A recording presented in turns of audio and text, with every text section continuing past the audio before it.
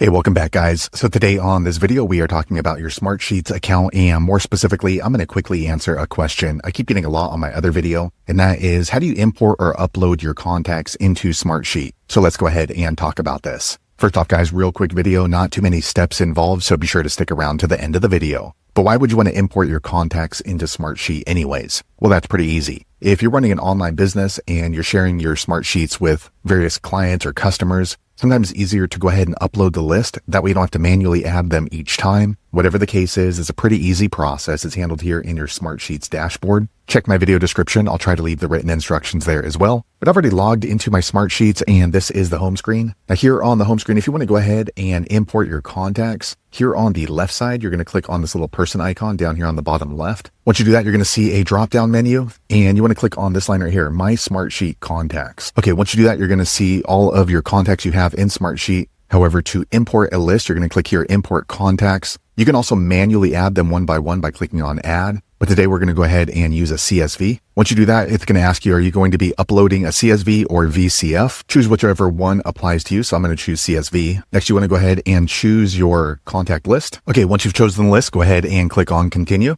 So there you have it, guys. If you're wondering how to upload or add your contact list into Smartsheets, that's the easiest way I know how to do it. If you know an easier way, be sure to leave a comment below. Let the rest of us know how you did it. Hopefully you found that video useful. If so, click thumbs up or maybe consider subscribing to my channel, and I hope to see you on the next video. Thanks again for watching.